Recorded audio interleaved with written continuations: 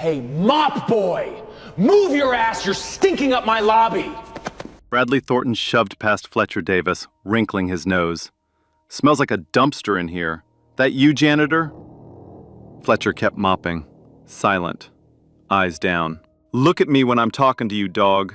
Bradley snapped his fingers an inch from Fletcher's face. Craig Ellsworth strolled over, laughing.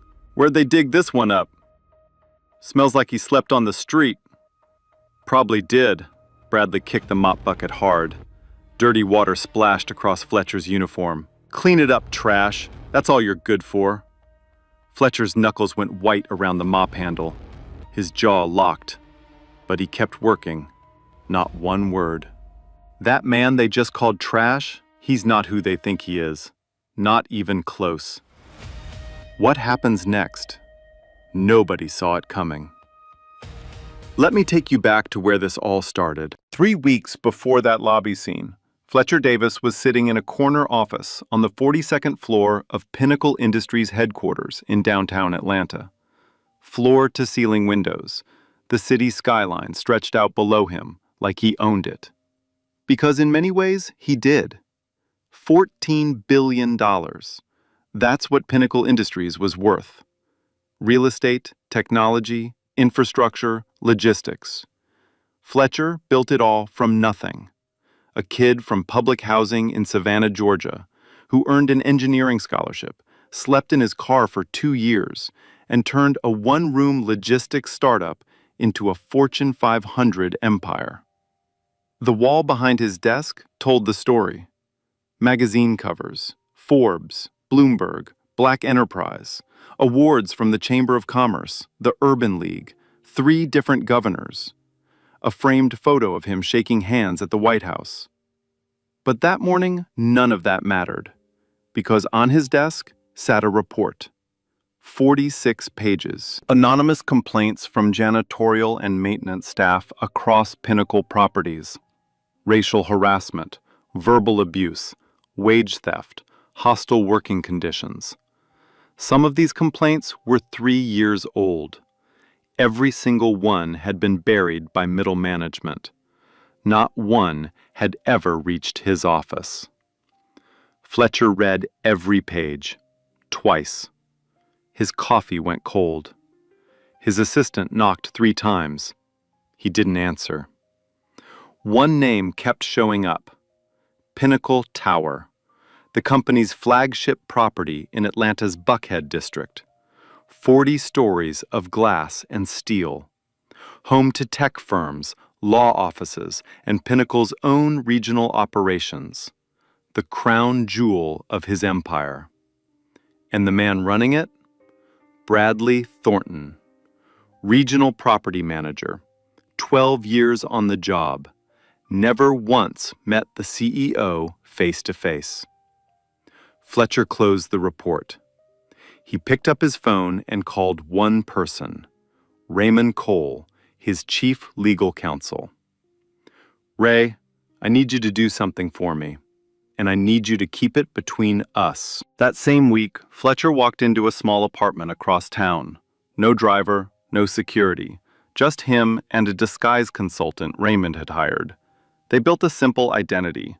Fletch, no last name needed. A janitor resume. Work history at 2 cleaning companies that didn't exist anymore. Nothing fancy, nothing traceable. Fletcher applied through a third-party cleaning contractor, not Pinnacle directly. See, that's the thing. Pinnacle Tower didn't even employ its own janitors.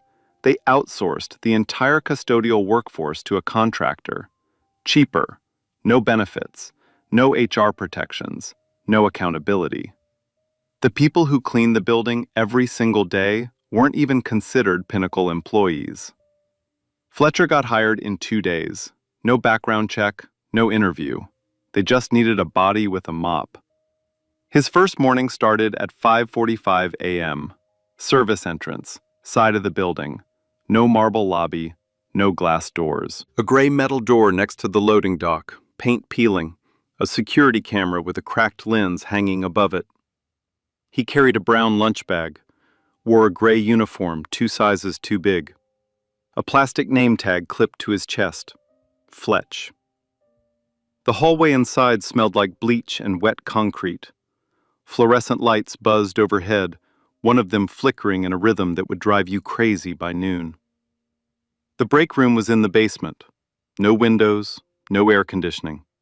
A vending machine that ate quarters. Plastic chairs with cracked seats. A microwave crusted with last week's leftovers. This was the world beneath the marble. A woman was already there, mid-50s, warm face, tired eyes. She looked up from her coffee and smiled. "You the new one? I'm Denise Holloway. 22 years in this building." Fletcher shook her hand. "Fletch, first day."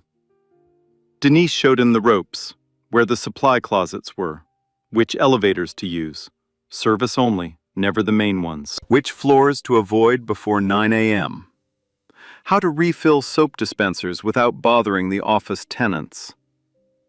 Then she stopped, looked him straight in the eyes. Her voice dropped low. "Listen to me. Keep your head down. Don't make eye contact with management. And whatever Mr. Thornton says to you, whatever he calls you, just say, 'Yes, sir,' and keep moving. You understand?" Fletcher stared at her. Does he talk to everybody like that? Denise didn't answer. She just picked up her cleaning cart and pushed it toward the elevator. Over her shoulder, she said, "You'll find out soon enough." Fletcher stood alone in that basement break room. Fluorescent buzz overhead, the smell of bleach burning his nostrils. A plastic name tag on his chest that said, Fletch. This was his building, his company, his name on the deed, on the contracts, on every piece of letterhead in every office above him. And his own employees had been trained to be invisible. Day 3. Fletcher was on his knees, scrubbing the baseboard in the 12th floor executive lounge. The carpet smelled like expensive perfume and old money. Soft jazz played from a hidden speaker. Floor-to-ceiling windows looked out over Buckhead, swimming pools on rooftops, German cars crawling through tree-lined streets. This was where the building's top tenants came to drink espresso and close deals. Fletcher heard the footsteps before he saw them. Leather soles on marble tile. Click, click, click. The sound of someone who wanted you to know they were coming. Bradley Thornton walked in with 2 white office tenants, mid-conversation, laughing about a golf trip. The smell of cologne hit Fletcher from 10 feet away, sharp, heavy, suffocating. Bradley stopped mid-sentence. His eyes landed on Fletcher like he'd spotted a stain. "The hell?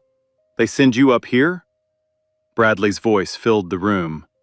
No warmth, no greeting, just teeth. "I told them I don't want you people on this floor before noon." Fletcher kept scrubbing. "I was told to finish this floor by 10, sir." "You were told?" Bradley stepped closer, close enough for Fletcher to see the veins in his neck. "Who told you? Because I run this floor. I run this building. And I'm telling you, you don't belong up here." One of the tenants shifted uncomfortably. The other, a man named Owen Hargrove, looked at Fletcher, then looked away, said nothing. Bradley crouched down, eye level. His breath smelled like bourbon and breath mints. He pointed one finger at Fletcher's chest. "Let me explain something to you, janitor.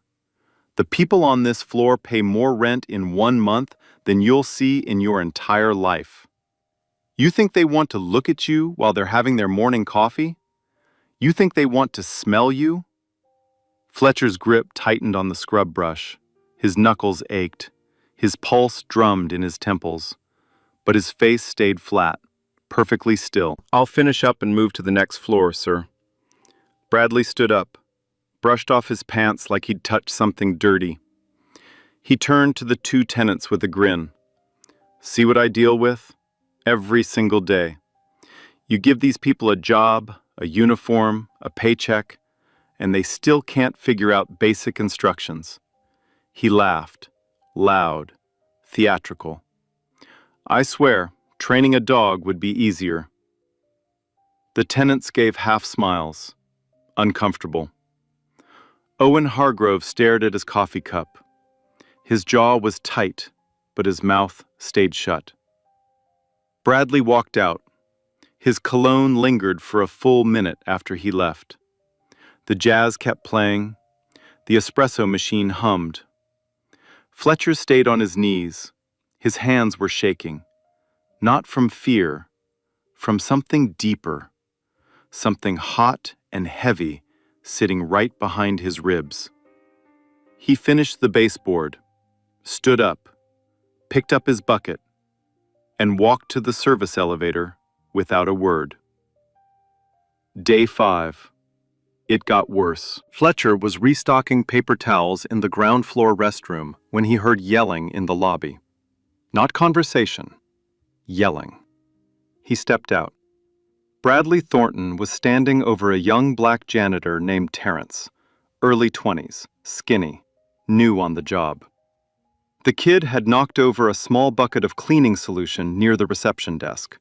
A minor spill, maybe half a gallon, already mostly wiped up. But Bradley was treating it like a crime scene. "Are you stupid? Are you actually brain dead?" Bradley's voice bounced off the marble walls. Every word is designed to carry. "Look at this mess. Look at it. A 5-year-old could do your job better than you." Terrence was frozen, hands at his sides, eyes wide. His bottom lip was trembling. Dozens of people were watching. Office workers, visitors, a delivery driver standing by the front desk. Nobody moved. Nobody spoke. Bradley wasn't done. "You know what you are? You're a liability. You're a walking disaster. I should have had you thrown out the first week." He stepped closer, towering over Terrence. "You're not worth minimum wage. You hear me? You're worthless." Terrence whispered something. Fletcher couldn't hear it. "What? Speak up. You got something to say?" Bradley cupped his ear mockingly. "No? That's what I thought. Because you got nothing. You are nothing." The lobby was dead silent. 30, maybe 40 people watching a grown man destroy a kid in public. Not one person intervened. Bradley straightened his tie, smoothed his jacket, turned to Craig Ellsworth, who had appeared from nowhere with a clipboard. "Write him up. 3rd strike and he's out. Tell the contractor to send someone who actually has a brain cell." He walked away, shoes clicking, back straight, like nothing happened. Terrence stood there, alone, in the middle of a lobby full of people who pretended he didn't exist. Fletcher followed him. He found Terrence in the basement break room, sitting on one of the cracked plastic chairs, elbows on his knees, hands covering his face. His shoulders were shaking. Fletcher sat down next to him, didn't say anything for a full minute, just sat. Finally, Terrence spoke. His voice was raw. "This happens every week, man. Every single week. To all of us. He picks one of us and just goes off. In front of everybody." He wiped his eyes with the back of his hand. "But we can't say nothing. We're contracted. No HR, no union, no nothing. You complain, you get replaced. Simple as that." Fletcher's chest was tight. "Has anyone tried reporting it?" Terrence laughed, a broken, hollow sound. "Report to who? Craig? He's Bradley's boy. Every complaint goes through him, and every complaint disappears." Denise walked in. She looked at Terrence. She didn't ask what happened. She already knew. She handed him a bottle of water, squeezed his shoulder. Then she looked at Fletcher. "Now you see it," she said quietly. Now you know. Day 8. The mask slipped further. Fletcher was using his janitor access card to enter a supply closet on the 20th floor. Normal routine. Restock cleaning products, replace trash bags, move on. The card beeped. Green light. Door clicked open. Hold it. Fletcher turned. Craig Ellsworth was standing at the end of the hallway, arms folded, face hard. Let me see your badge. Fletcher unclipped his contractor badge and held it up. Craig walked over, took it, held it up to the light like it was counterfeit currency. This looks expired. It's not, sir. It was issued 2 weeks ago. Craig pocketed the badge, just put it in his jacket like it belonged to him. I'll hold on to this. We've been having some inventory issues on this floor. He said it loud enough for 3 office workers in the hallway to hear. You know what I mean by inventory issues, right? Fletcher understood exactly what he meant. Craig pulled out his radio. I need 2 guards on 20, now. Got a contractor up here, needs supervision. 2 minutes later, 2 security guards arrived. Craig pointed at Fletcher. Stay on him. Every room he enters, you enter. Every closet he opens, you watch. He doesn't leave this floor without checking out through me. Fletcher spent the next 4 hours cleaning offices with an armed guard standing 10 feet behind him. Every room, every hallway, every bathroom.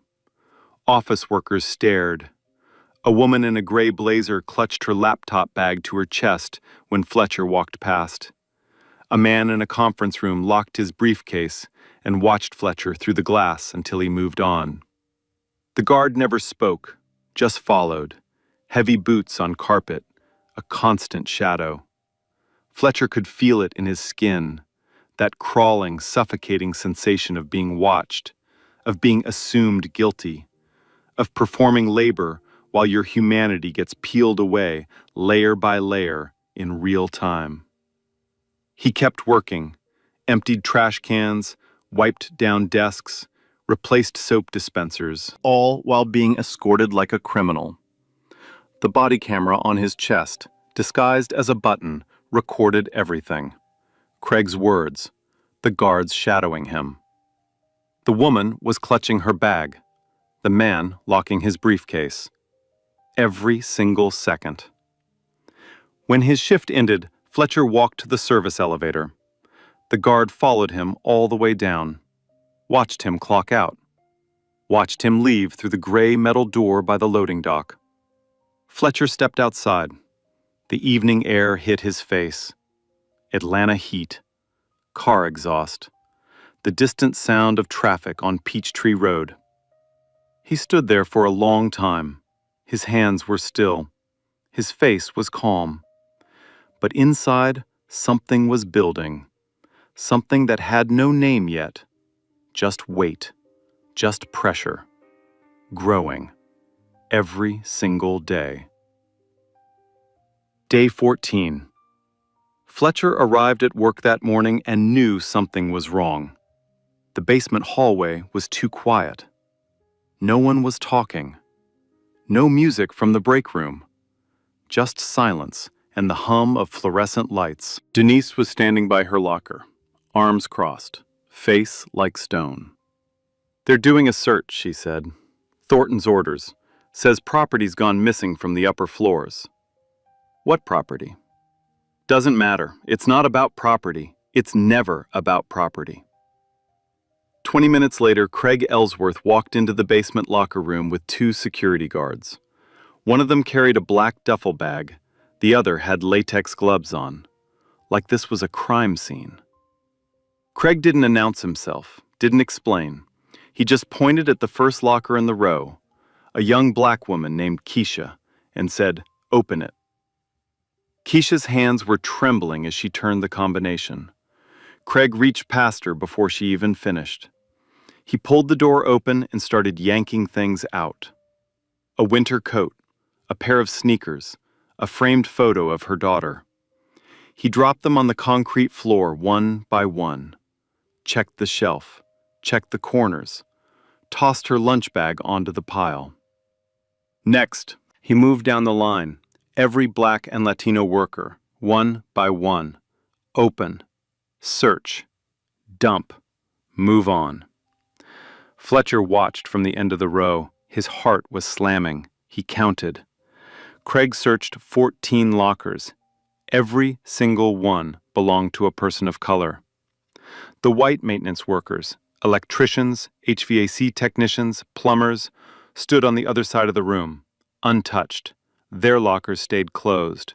Nobody asked them to open anything. Nobody even looked at them. Craig reached Fletcher's locker. "Open it." Fletcher turned the lock. Click. The door swung open. Craig reached in, pulled out a spare uniform, a water bottle. Then his hand found it. Fletcher's leather notebook. The one he'd been using to document every incident. Dates, times, names, quotes. Craig flipped it open. His eyes scanned the pages, his brow furrowed. "What is this?" Fletcher's pulse spiked, but his voice stayed level. "Just personal notes, grocery lists, things like that." Craig stared at him. 3 seconds. 5.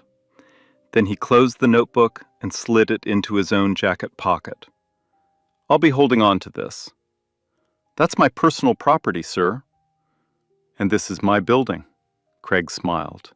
A cold, thin smile that didn't reach his eyes. "You'll get it back when I decide you get it back. If I decide." He turned to the guards. "We're done here. Pack it up." They walked out, left the basement looking like a ransacked apartment, personal belongings scattered across the concrete floor, family photos face down in puddles of dirty mop water, a pair of reading glasses cracked under someone's boot. The staff stood in a line, silent. Some of them had tears running down their faces, not from sadness, from the raw, burning humiliation of being treated like criminals in the place where they come to work every single day. Denise bent down, picked up Keisha's photo, wiped it on her sleeve, handed it back without a word. Fletcher memorized everything, every detail, every face. The camera on his chest caught what his eyes couldn't hold. 4 days later, it got worse. Day 18. Denise found Fletcher in the stairwell during their 15-minute break. She was holding a pay stub. Her hands were shaking, and Denise's hands never shook. "Look at this." Fletcher took the stub, scanned the numbers, then scanned them again. "They docked you for 12 hours? Unauthorized breaks, that's what it says." Denise's voice was steady, but her eyes were burning. "Fletch, I've been here 22 years. I have never taken an unauthorized break, not once." It wasn't just her. Fletcher spent the rest of the day quietly checking with other staff. Every single custodial worker had hours docked that pay period.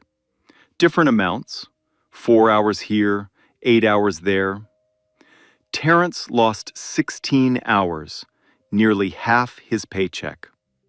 Fletcher ran the math in his head. 35 custodial workers, average 12 docked hours per period, twice a month. Across an entire year, the total came to over $180,000, stolen from people who could barely afford rent. And the docked hours lined up perfectly with Bradley Thornton's quarterly operational efficiency bonuses. Every dollar stolen from the workers below went straight into the pockets of the men above. Fletcher asked Denise the obvious question: "How do we report this?" She laughed. Not a real laugh, the kind that comes out when crying isn't an option. "Report to who, baby? Craig signs off on the timesheets. Bradley approves the bonuses. The contractor doesn't care. They get paid either way. We're ghosts in this building. We don't exist on paper unless they want us to." That same afternoon, things crossed a line that couldn't be uncrossed. Conference room on the 9th floor. Fletcher was stacking chairs after a meeting. The door opened. Bradley Thornton walked in, alone. His tie was loosened. His face was flushed. The smell of whiskey hit Fletcher from across the room. Sharp, warm, unmistakable. Liquid lunch. Bradley leaned against the doorframe, his eyes locked onto Fletcher. "You're the new one." Fletcher kept stacking. "Yes, sir." "Put the chair down. Look at me." Fletcher set the chair down, turned, met Bradley's eyes. Bradley walked toward him, slow, deliberate. Each step was a statement. He stopped 6 inches from Fletcher's face, close enough for Fletcher to count the broken capillaries in his cheeks, close enough to smell the bourbon on his breath. "You've been asking questions." Bradley's voice was low now, not loud like the lobby. This was different. This was private, intimate, dangerous. "Talking to the other janitors, checking pay stubs. You think I don't hear things?" Fletcher said nothing. Bradley poked his index finger into Fletcher's chest, hard, right above the sternum. "Let me make something real clear to you, boy." Another poke, harder. "I run this building. I decide who works here and who gets thrown out on the street. You're a cockroach. You understand? A cockroach in my house, and I can step on you anytime I want." He shoved a metal folding chair toward Fletcher. It crashed into his shin. The sound of metal on bone echoed off the conference room walls. Fletcher didn't flinch, didn't step back. His eyes stayed level. His breathing stayed even. But underneath his uniform, his chest was on fire where Bradley's finger had dug in, and his shin was throbbing, a dull, hot pulse that would leave a bruise the size of a fist. Bradley stared at him, waiting for a reaction, wanting one. He didn't get it. Bradley snorted. Pathetic. He walked out. The door slammed behind him. Fletcher stood alone in the conference room, the overturned chair at his feet, the smell of whiskey still hanging in the air. His body camera recorded the whole thing, the finger in the chest, the shoved chair, every single word. Then came day 22, the breaking point. It was 2 in the afternoon, 91 degrees outside. In the basement, it felt worse. The air conditioning had been broken for 3 straight weeks, multiple work orders filed, everyone ignored. Fletcher was hauling trash bags up the service stairwell when he heard the thud, a heavy, boneless sound, like a bag of sand dropping on concrete. He ran. Earl, a 62-year-old black janitor who'd been with the building for 15 years, was collapsed on the 2nd floor landing, face down, arms limp. His gray uniform was soaked through with sweat. His skin was burning hot to the touch. Fletcher dropped to his knees. Earl, can you hear me?" Denise came running. She pressed her fingers to Earl's neck. His pulse was there, fast, weak, thready. "Call medical," Fletcher said. "Now!" Denise radioed the front desk. 3 minutes later, Craig Ellsworth showed up. Not a paramedic, not a nurse. Craig, with his clipboard. He looked down at Earl like he was looking at a stain on the carpet. "He's dehydrated. Give him water. He'll be fine." "He needs an ambulance," Fletcher said. "He's burning up. His pulse is weak. This could be heat stroke." Craig's jaw tightened. He stepped toward Fletcher. Close. That same intimidation distance Bradley used. "You want to keep your job? Shut your mouth. We're not calling an ambulance for a guy who forgot to drink water. You know how much paperwork that is? How that looks for the building?" Fletcher stared at him. 3 seconds. 5. 10. Then he pulled out his personal phone and dialed 911. Craig's face went white, then red. "What the hell are you doing? Hang up. Hang up right now. I need an ambulance at Pinnacle Tower, service stairwell, second floor landing, 62-year-old male, possible heat stroke. He's unresponsive." The paramedics arrived in 9 minutes.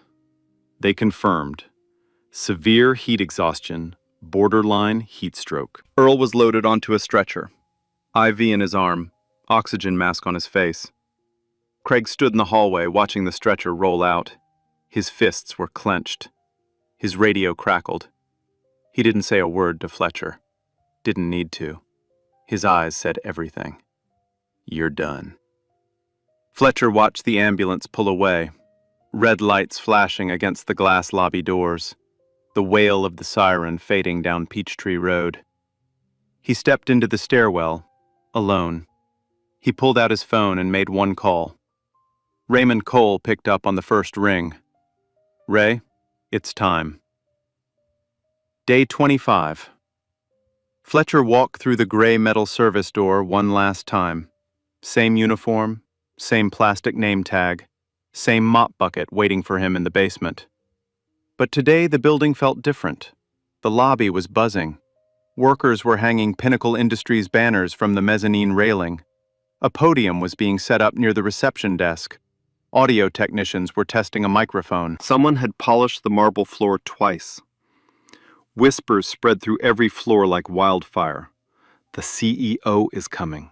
The real CEO. Nobody's ever seen him. He's coming today." Fletcher grabbed his mop and started working the lobby like any other morning. Head down, slow strokes, invisible. Bradley Thornton came barreling out of the elevator at 8:15 a.m., looking like a man who hadn't slept. His shirt was wrinkled under his blazer. His hair was freshly gelled, but his hands were shaking. He was barking orders at everyone within earshot. "Move that table, straighten those chairs, get fresh flowers. Where the hell are the fresh flowers?" Then his eyes found Fletcher. He crossed the lobby in 5 steps, got right in Fletcher's face. That familiar cologne, that familiar sneer. "What are you doing here? I told the crew, no janitors on the main floor today. None. 0. You understand me?" "I was assigned to the lobby this morning, sir." "I don't care what you were assigned." Bradley grabbed Fletcher's mop and threw it on the ground. The wooden handle clattered across the marble. Every head in the lobby turned. "The CEO of this company is walking through those doors in less than an hour. You think I'm going to let him see you, smelling like bleach and floor wax, looking like that?" He grabbed Fletcher's shoulder and shoved him toward the service elevator. Hard. Fletcher stumbled 2 steps. "Get downstairs, now. Take your bucket, take your stink, and disappear. I don't want a single one of you people visible when the boss gets here. Not one." Craig Ellsworth appeared from behind the security desk, grinning. "You heard the man. Move it, janitor. Back to the basement where you belong."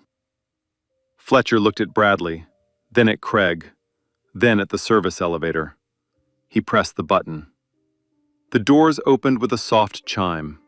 He didn't get in. The doors closed. Fletcher turned around, slowly. He set his mop bucket against the wall, straightened his uniform, and walked back toward the center of the lobby. Bradley's face twisted. Hey! I just told you to get downstairs. Are you deaf? Are you stupid? Get out of my lobby before I have you dragged out." Fletcher stopped walking. He stood in the middle of the marble floor, right in front of the podium, feet planted, hands at his sides, still as stone. Before Bradley could say another word, the front doors opened. Raymond Cole walked in first, dark suit, silver tie, briefcase in hand. Behind him, 4 attorneys, 3 Pinnacle Industries board members in tailored suits, and 2 uniformed police officers. They walked in a straight line across the lobby, every one of them heading directly toward Fletcher. Bradley froze. His mouth opened, but nothing came out. Raymond reached Fletcher. He opened his briefcase and pulled out a navy suit jacket. Italian wool, custom tailored. He held it open. Fletcher unclipped the plastic name tag from his chest. He looked at it for a moment. Fletch. Then set it gently on the podium. He pulled off his gray janitor's shirt. Underneath was a crisp white dress shirt. He slipped on the suit jacket, adjusted the cuffs. Raymond turned to face the lobby. Every person in that building had stopped moving. Receptionists, office workers, security guards, tenants, all frozen. His voice carried across the marble like a bell. Ladies and gentlemen, I'd like to introduce Fletcher Davis, founder, chairman, and chief executive officer of Pinnacle Industries. The silence that followed was absolute. Not a cough, not a breath, not a footstep. Bradley Thornton's face went through every color a human face can go through.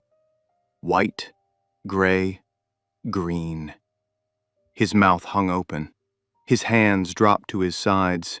His knees buckled slightly, like someone had kicked the back of his legs. Craig Ellsworth's radio slipped from his hand and hit the marble floor. The crack echoed through the lobby. He didn't pick it up. He couldn't move. Denise Holloway was standing near the service hallway. Her hand went to her mouth. Tears spilled down her cheeks before she even understood what was happening. Terrence, standing beside her, grabbed the wall to steady himself.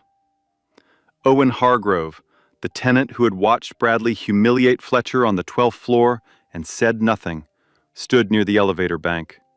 His coffee cup was shaking in his hand. Fletcher stood at the podium. He didn't raise his voice. He didn't need to. Every word landed like a hammer on glass. Mr. Thornton, Mr. Ellsworth. Bradley's lips moved. No sound came out. Fletcher reached into his jacket pocket and pulled out a small tablet. He tapped the screen once. The lobby's large display monitors, the ones usually showing Pinnacle Industries stock tickers and promotional videos, flickered. Then the body camera footage began to play.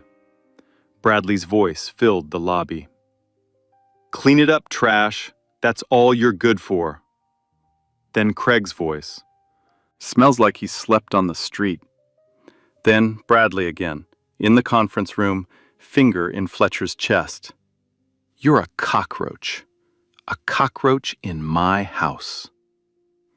Every person in that lobby watched. Every person heard.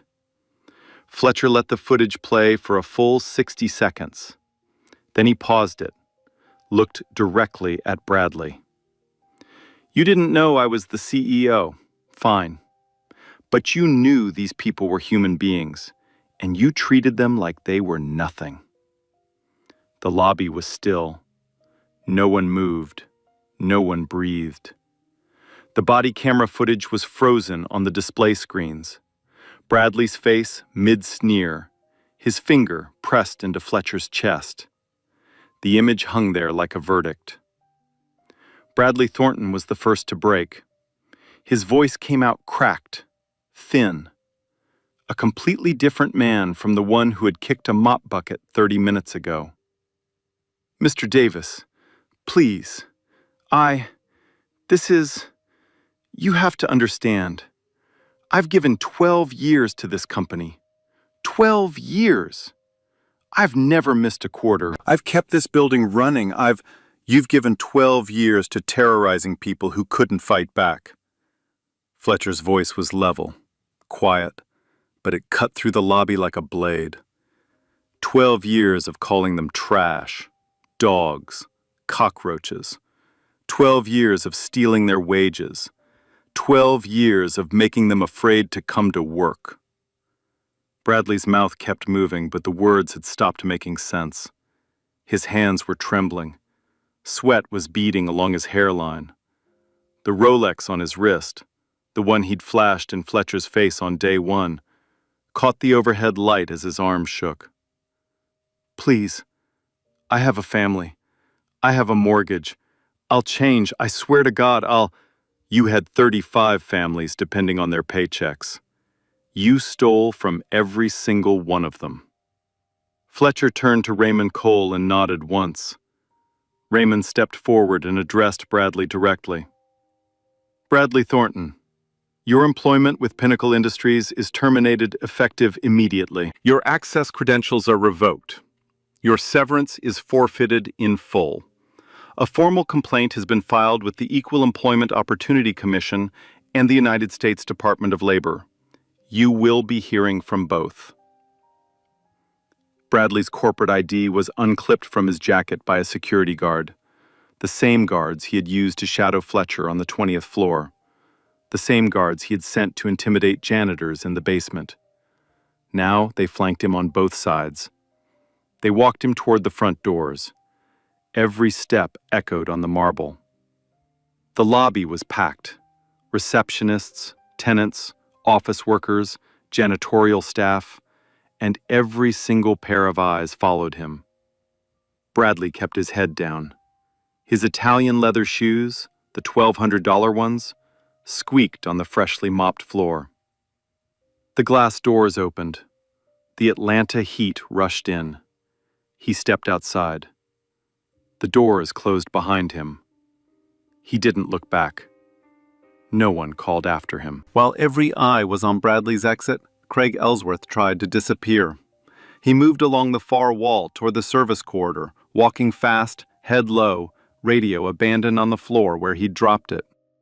He made it 15 feet. "Mr. Ellsworth." Fletcher's voice stopped him cold. Craig turned around. His face was gray. His lips were pressed into a thin line. The two uniformed officers stepped forward. Raymond Cole handed them a thick manila envelope. The dossier. Documentation of every illegal locker search. Falsified timesheets spanning 18 months. Confiscation of personal property. The refusal to authorize emergency medical care for Earl. Every incident cataloged with dates, witness statements, and body camera timestamps. One of the officers opened the envelope, scanned the first page, looked at Craig. "Craig Ellsworth, you're under arrest. Charges include grand theft, civil rights violations under federal statute, assault, and filing false business records. You have the right to remain silent." Craig opened his mouth. You can't. I was following orders. Thornton told me to. You have the right to an attorney." The handcuffs clicked around Craig's wrists. The sound was small, just 2 metallic snaps. But in that silent lobby, it sounded like a gunshot. Craig's protest started loud, then faded to nothing as the officers walked him toward the service exit. The same service exit where he had once stood with his arms crossed, telling Fletcher to get back to the basement where he belonged. The door closed behind him. Fletcher stood at the podium for a moment. Then he stepped down and walked toward the service hallway, toward his people. Denise was standing with the custodial staff, Terrence, Keisha, a dozen others. Some were crying, some were shaking. Some just stood there, mouths open, trying to process what they had just witnessed. Fletcher looked at each of them. He knew their names. Every single one. He had mopped floors beside them, eaten lunch in that broken-down basement break room with them, watched them get humiliated and robbed and threatened, and stayed silent so this moment could happen. "Effective immediately," he said. "Every custodial worker at every Pinnacle property is being converted from contract labor to full Pinnacle Industries employees. Full benefits, union representation, and every dollar of back pay that was stolen from you will be returned, with interest." Denise covered her face with both hands. Her shoulders shook. Terrence grabbed the wall and slid down to the floor, head in his hands. Fletcher walked to Denise. He took her hand. "You told me to keep my head down. You told me to say yes, sir, and keep moving." He squeezed her hand. "You showed me what courage looks like. Every single day. Thank you." The story didn't end in that lobby. Not even close. What happened next was bigger than Bradley Thornton. Bigger than Craig Ellsworth. Bigger than Pinnacle Tower. Within 48 hours of the reveal, Fletcher Davis ordered a full independent audit of every Pinnacle Industries property in the country. Not an internal review, not a committee. He hired Wallace and Grant, one of the most respected labor rights auditing firms in the United States, and gave them unrestricted access to every payroll record, every HR complaint, every security log, every contractor agreement across all 23 properties. The results came back in 6 weeks. They were worse than anyone expected. Pinnacle Tower was not an isolated case. 6 other properties in Charlotte, Nashville, Houston, Jacksonville, Tampa, and Richmond had nearly identical patterns. Custodial and maintenance staff, overwhelmingly Black and Latino, subjected to racial harassment from white management. Wages docked for fabricated infractions. Complaints filed and buried. Workers intimidated into silence through threats of termination. The total wage theft across all 7 properties over a 3-year period came to $2.4 million, stolen from the people who cleaned the floors, emptied the trash, scrubbed the bathrooms, and kept the buildings running. People who earned $11, $12, $13 an hour and couldn't afford to lose a single one. Fletcher held a company-wide all-hands meeting. Every employee, every property, live-streamed on internal channels. He stood at the podium in Atlanta headquarters, the same building where he'd once mopped floors in a gray uniform, and spoke for 42 minutes without notes. He didn't blame the system. He didn't hide behind corporate language. He took it personally. "I built this company from nothing, from a one-room office and a used delivery van. I built it because I believe that work has dignity, that every person who shows up and gives their time deserves to be treated like a human being." He paused. The room was silent. "I failed. I let this company grow so fast that I lost sight of the people holding it up, the people at the bottom, the people who were invisible. That ends today. Not tomorrow, not next quarter, today." He announced 3 immediate changes. First, every third-party custodial contract across all Pinnacle properties was terminated. Every custodial worker would be rehired as a direct Pinnacle Industries employee, with full health insurance, retirement benefits, paid leave, and union representation. Second, a new Chief Equity Officer position was created, reporting directly to the CEO. Third, a worker advocacy division was established at every property, with an independent hotline that bypassed local management entirely. He offered the leadership of the worker advocacy division to Denise Holloway. She accepted. The woman who had spent 22 years being told to keep her head down was now in charge of making sure no one ever had to keep their head down again. Then the media arrived. Stephanie Brennan, an investigative journalist at the Atlanta Journal-Constitution, had been tipped off by an anonymous source inside the company. She broke the story on a Wednesday morning. The headline read, "Billionaire CEO goes undercover as janitor, exposes racism and wage theft inside his own empire." By Thursday evening, the story had been picked up by CNN, MSNBC, The Washington Post, The New York Times, and every major digital outlet in the country. Fletcher's body camera footage, released with the full written consent of every staff member who appeared in it, was uploaded to YouTube.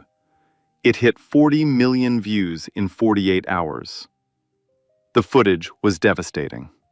Bradley's voice calling Fletcher trash. Craig dumping personal belongings on a concrete floor. The locker search. The chest poke. The chair shoved into Fletcher's shin. Craig refusing to call an ambulance for Earl.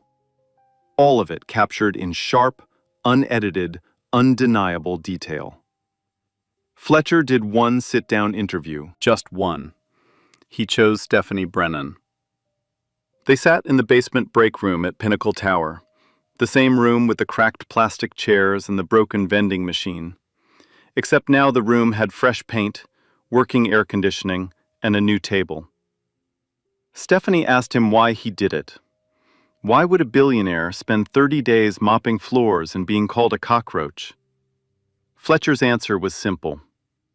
I got a report on my desk that said my own employees were afraid to come to work. Afraid. In my building. Under my name. I couldn't fix that from a corner office on the 42nd floor. I had to see it. I had to feel it.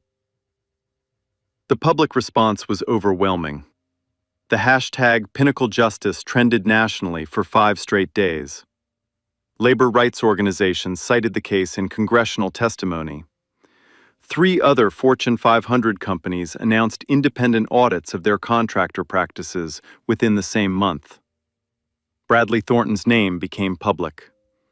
Every outlet ran his photo. His LinkedIn profile was deleted within hours. Former colleagues issued statements distancing themselves. No company would touch him. His $1,200 shoes and his Rolex couldn't buy him a single reference letter. And then came the trial. 3 months after the lobby reveal, Craig Ellsworth stood trial in the United States District Court for the Northern District of Georgia. Judge Patricia Wells presiding. The prosecution's case was airtight. Fletcher's body camera footage, payroll records showing systematic wage falsification across 18 consecutive months. Testimony from 14 current and former custodial workers. Bank records linking the docked wages to Bradley Thornton's bonus payouts, with Craig Ellsworth's signature on every falsified timesheet. And Owen Hargrove, the office tenant who had watched Bradley humiliate Fletcher on the 12th floor and said nothing, took the stand as a corroborating witness. Craig's defense attorney argued standard security protocols, reasonable workplace inspections, management discretion.